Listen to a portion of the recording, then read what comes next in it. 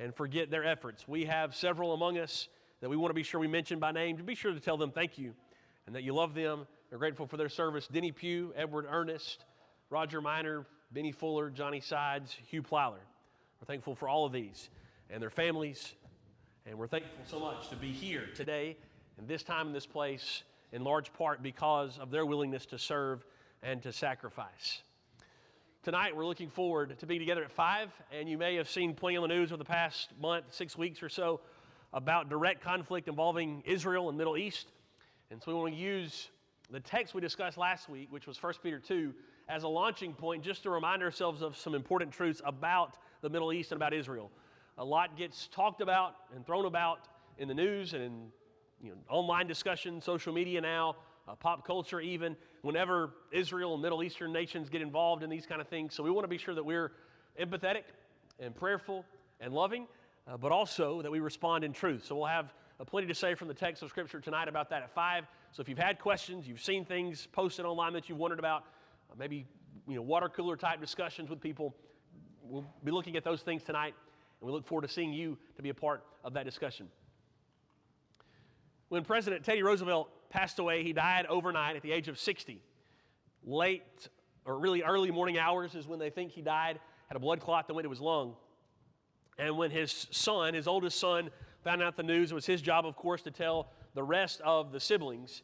And so he sent out a telegraph that simply said this: "The old lion is dead."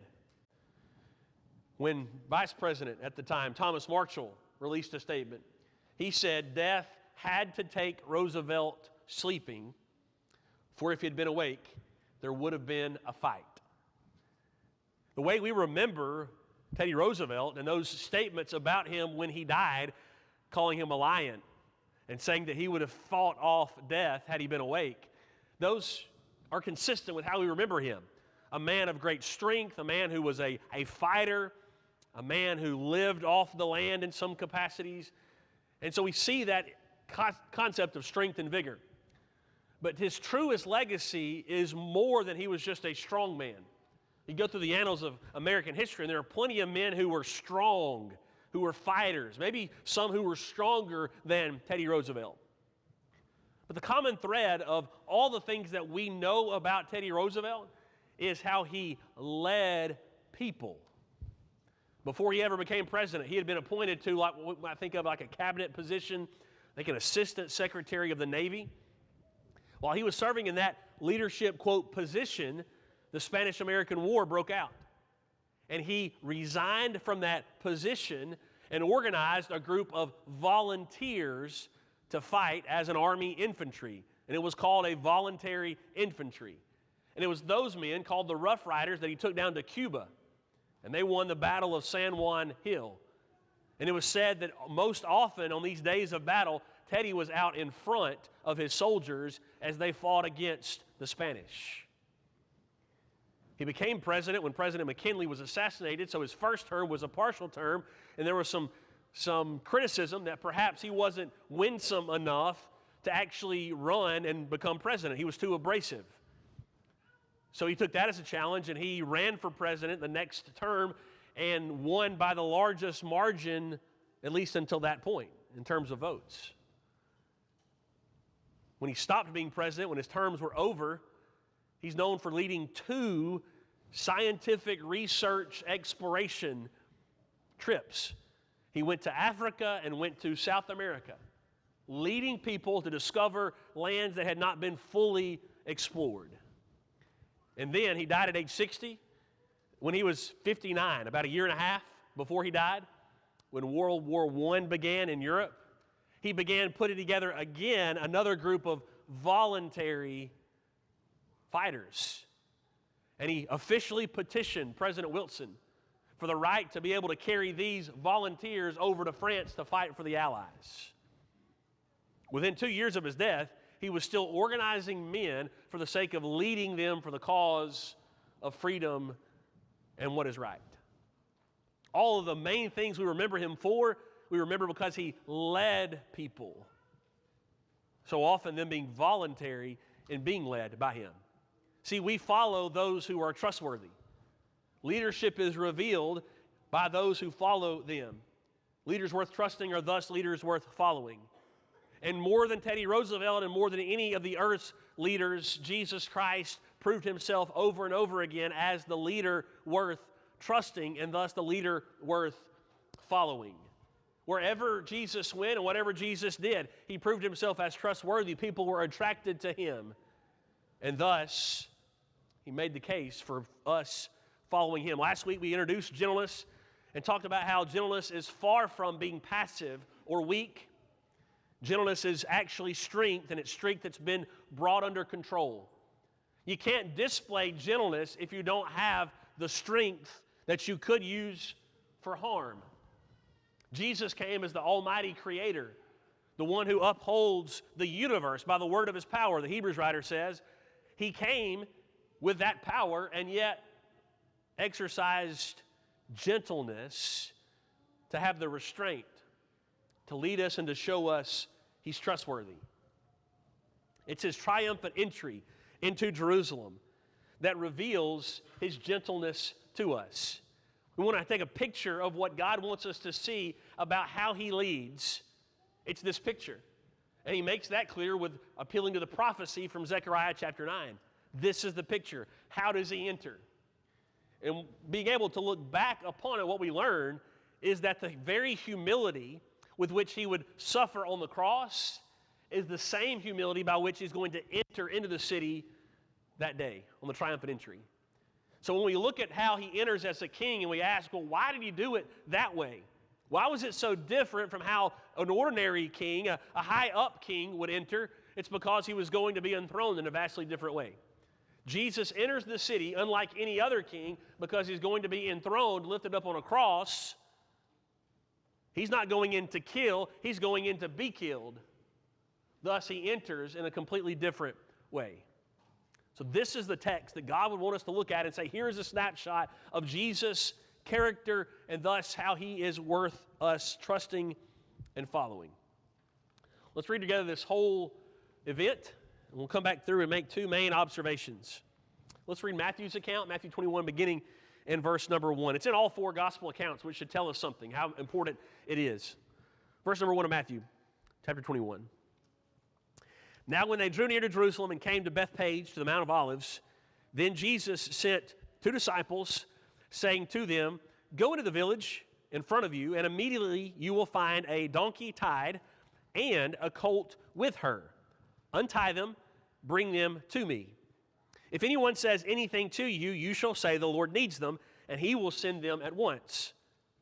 This took place to fulfill what was spoken by the prophet. This is Matthew interjecting and saying, this fulfills a very specific prophecy. So verse 5, say to the daughter of Zion, behold, your king is coming to you humble. That's the main thing he wants us to see. Your king enters with humility. How do we see that? And mounted on a donkey, on a colt, the foal of a beast of burden. The disciples went and did as Jesus had directed them. They brought the donkey and the colt and put on them their cloaks, and he sat on them. Verse 8, most of the crowd spread their cloaks on the road, and others cut branches from the trees and spread them on the road. And the crowds that went before him and that had followed him were shouting, Hosanna to the Son of David. Blessed is he who comes in the name of the Lord, Hosanna in the highest.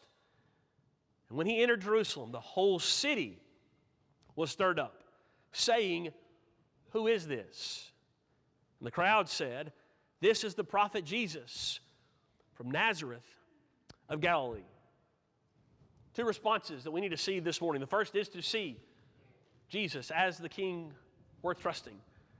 God makes it clear this is how we are to portray Jesus' own leadership and his character worth trusting. This is what God promised ahead of time would happen, and when it happened, Matthew wanted us to see this is what you need to ingrain in your mind as Jesus' leadership. Now, Matthew's account is a little different than the other three accounts because he includes both the donkey, the female donkey, and the colt, her son. So there are two donkeys as Matthew describes it. Now, just a quick interpretation principle, whenever you see two, it can also be described as one. So just because Mark only mentions the colt, or Luke only mentions the colt, and John only mentions the colt, doesn't mean there's a contradiction. Matthew and Mark and Luke are each just as correct as the other. They all harmonize with each other. Whenever there are two, there's also just one. We could have a story where I'm telling you that I'm with both of my daughters, or I could use that same story and tell you what one of them said or did, and it would still be the same story that supplements the other. Well, that's what's happening here. There are two donkeys in this narrative. The, quote, mother donkey and the colt, her son. Now, here's why I think it's important we notice that. Not only is it an attempt by critics to try to say, well, there's a contradiction. That's untrue. But also notice back to the prophecy section of this. Look at verse number 5. Humble, mounted on a donkey, on a colt. Notice how it describes that colt. The foal of a beast of burden. Matthew is extremely clear. He has the clearest connection to the prophecy. Including both the donkey and the colt is the clearest fulfillment of the original prophecy. It's not just a colt, it's a colt that's the offspring of a work animal, donkey. And so when you see that Jesus sent for the donkey and her colt, now you see this is unmistakably clear a fulfillment of that prophecy. Now what that does begin to show us by using that phrase, the beast of burden, it's a work animal. It shows us exactly why this is an image of humility. We would expect for a king that's coming in to take over, we would expect a normal king to come in on a horse. But this is exactly opposite of that effect. He comes in on a donkey, and more than that, a work animal, donkey. So horses communicated strength, aggressiveness. But a donkey, a work animal, represents something different, a humble work animal. Now, the reason that's important to see the beast of burden and a work animal is because of the horse's association with war. Sometimes the elites, the wealthy, the bureaucratic, they would not have a horse to ride on, but they would ride on a donkey that they took care of, they pampered, and it would separate them from the soldiers. Well, here, he's riding on a donkey, but it's not a wealthy donkey. It's a work animal, a humble, out in the heat, out in the elements, out of the dirt type animal. Now, Luke's account does include for us that it's the first time it's ever been ridden, and that's because it's set aside for his use. Just as Joseph's tomb had never been used before Jesus was laid in it, this colt is now set aside for a sacred purpose used by Jesus himself. So God shows us intentionally this was a humble symbol.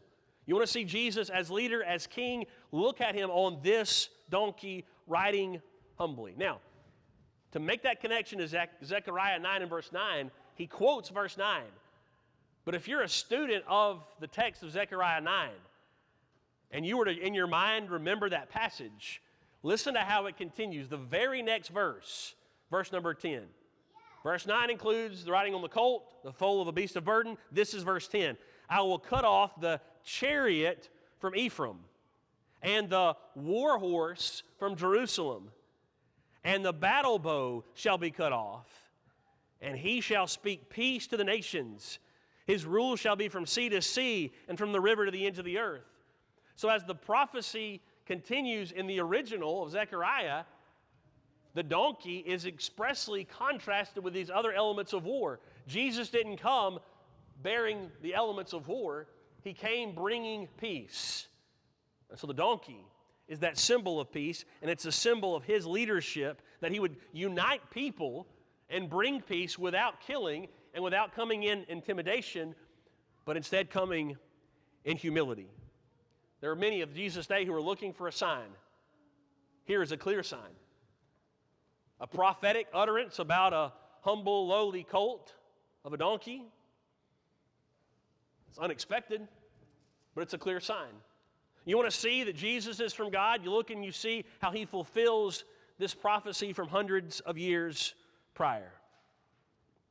So he's modeling this humility because it's that same humility by which he emptied himself and went to the cross to die for us. Now, earlier in Matthew's gospel, you see glimpses of this. And again, in a text that leverages prophecy for that. And it's in order to show us that he is the king that we need, even when, and especially when, he doesn't appear as the king we expect. He doesn't come into the city as we would draw it up. He doesn't come into the city with the same fanfare as the emperor. But this is what we need: a humble king that we trust and thus will follow. So listen to this text from Matthew chapter 12. And it's found in the context of Jesus healing the man who has a withered hand. He does it on the Sabbath day. The Pharisees respond by rebuking Jesus and being upset at Jesus.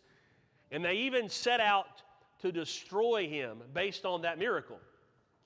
So listen to how Matthew connects the dots to how Jesus operates and Jesus' own character to this instance, okay? Matthew 12, beginning of verse 15, Jesus being aware of this, the conflict from the Pharisees, Jesus withdrew from there, and notice, many followed him. So you've got the Pharisees coming down against him, seeking to destroy him, but because of how he has lived and shown compassion, many followed him. They trusted and were attracted to him. And he healed all of them. Verse 16, he ordered them not to make him known. This, verse 17, was to fulfill what was spoken by the prophet Isaiah. Behold, my servant, whom I have chosen, my beloved, with whom my soul is well pleased. I will put my spirit upon him. He will proclaim justice to the Gentiles. Listen to 19. He will not quarrel or cry aloud, nor will anyone hear his voice in the streets. He doesn't start with loud, obnoxious public proclamation. He starts on the personal level, and his attention always grows from there because people are attracted to his nature, to his character. Now notice how that's illustrated in verse 20. A bruised reed he will not break, and a smoldering wick he will not quench until he brings justice to victory. And then listen to how the prophecy concludes, verse 21. And in his name the Gentiles or the nations will hope. They will hope in his name, some translations say, and some even go so far as to say they will trust in him. So think about this now. Matthew pauses the action to say this fulfills a very specific prophecy about Jesus. It's about his nature. And that nature will cause the nations to be drawn to him, to trust in him. And what is it about that nature? Well, he doesn't break the bruised reed. He doesn't put out the smoldering wick. What are those two things? Well, a reed was a highly versatile piece of agriculture. It grew all over the place. They could use these reeds for tools and for instruments and for all sorts of things, writing instruments. But they could not really use those that had been broken improperly or smashed or bruised, shattered. They could use them for a lot of different things, but only when they were whole. Okay, so get this. It's a cheap, abundant resource, and yet you have to have them whole. So just chew on that for a minute. What do you do with one that's now broken and ineffective? All right, the next one is a smoldering wick, likely using the flax plant. And those flax, again, grew all over. They could have them in easy abundance. They were cheap. When you're using it to light a lamp and it begins to smolder, it's no longer as efficient. It's not giving you enough light, and it produces unnecessary smoke. So again, it's cheap and it's abundant. What do you do when it begins to no longer work? The natural human expected response in both of those is you toss it out and you get a new one. Because they're cheap and they're abundant, you get a new reed. You get a new wick. But Jesus' character is such that he does not view people as cheap and abundant. He views all people as worthy of his attention and love. And even those who are hardest to love, even those who are most vulnerable, even those who've been bruised and battered by life, by sickness, by sin, Jesus does not throw them out. Jesus does not put them out. Jesus shows his love toward them. And the text says, until justice happens, until he brings justice to victory. So his eye is on taking those who the culture, the world would say, we have no use for you, and saying, no, I have a use for you in all things. You see his gentleness. And that's a great segue now for us to notice the second key idea from this text of the triumphant entry. Because not only is this Jesus entering humbly on a donkey into the city, but he's not alone. He's accompanied by his disciples and then eventually by a large crowd. And it's their response that also gives us additional insight into his gentleness, to his leadership. So what you find the details coming to the view about the crowds and the peoples is that when the disciples do what he says, they go get the donkeys, they put their coats, they take their overcoat off, okay? So disciples start this process, they put their coats on the donkeys, on the animals, okay? And when the text says that Jesus rode on them, it means he rode on the coats, okay? So the coats are on the colt, the younger of the donkeys, and he rides on that donkey with the coats as a saddle. So imagine taking your only outer coat and putting it on an animal so that Jesus doesn't have to ride directly on the animal. They understood something about Jesus by putting their coat on the animal so that he could ride. But then it says the crowds began to take off their coats, and they put those coats on the ground for the animals to then walk on. There's a smoother entrance into the city because the coats keep the rocks and the holes from tripping up the animals as much. But then it goes one step further. There's palm leaves involved based on the other accounts. This text says that those who were near began to cut down branches. So palm leaves were abundant closer to Jericho. They might have been cutting some other leaves to add into the mix, but we know there are palm leaves there. The idea is that they're using those palm leaves again to put on the path so that his trip is as smooth as possible. But they're also using those giant palm leaves to wave as he comes in. And then additionally, they're screaming these shouts of praise and honor to him. Hosanna in the highest. Blessed is he who comes in the name of the Lord. Now what's fascinating about this crowd, and it's seen in the fact that you have the palm leaves because of the Jericho connection, and you also kind of see it in Matthew 21, verse 9, the crowds that went before him and that followed him. So it's likely you have the merging of two different crowds. You have the crowd that had been following him through Galilee, through his ministry, through Jericho into Jerusalem, and then you have the crowd that knew about the miracle to raise Lazarus from the dead. They were, for the most part, Jerusalem residents, Bethany residents, and they too were attracted to Jesus and they loved Jesus. And so now you have these crowds coming together, building. And Matthew says they were shouting. That's a specific tense in the Greek called the imperfect. It happened in the past, but it ongoingly keeps happening. Matthew wanted us to see this was not just one refrain of a chorus. This was not just one statement. This was happening over and over and over, and it keeps building, and the people keep joining and keep adding. They're showing us just how much they're attracted to him and drawn to him by how much they're giving and by their shouting these voices of praise upon him. They're shouting scripture as well from Psalm 118. Blessed is he who comes in the name of the Lord. Listen to what they're saying. They're not just saying he's a good man. They're not just saying he's a godly man. They're not even just saying he's our man. They're saying he is a king with authority from God himself. Blessed is he who comes in the name of the Lord. They understood something was dramatically different and far better about Jesus. And that he was coming as God, in the name of God, to carry out the work of God. He's not here on his own. He's not here with a selfish agenda. He's here as God's representative. And so just think about this scene for a minute, how not only is the donkey different from how a normal king would ride in, but he's not throwing out money or anything that would placate to the people. They're giving to him. They're giving him honor and praise because of how much they've seen his love and compassion and how much attention he gives them for being people. And as this scene builds, it builds and it echoes down the valley. Jerusalem is elevated, so the more people you get involved and the closer you get to the city, the more the walls and the natural hills of the region just began to amplify their message. So by the time he gets to the city, It's built into an overwhelming experience. It's building, it's echoing, and it's overwhelming. How do we know that? Well, the text says that when they get to the city, the whole city is stirred up. Luke's account tells us there's some opposition. They tell Jesus, rebuke your disciples. So not only are they loud and annoying us right now, interrupting us, but they're saying, you're God. Rebuke them. Remember Jesus' response, if they were silent, the rocks would still cry out.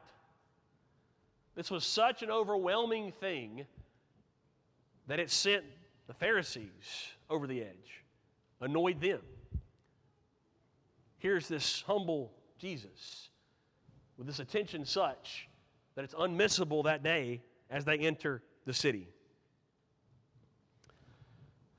John 7 is another instance that shows the response of people when they truly and honestly paid attention to Jesus and his character.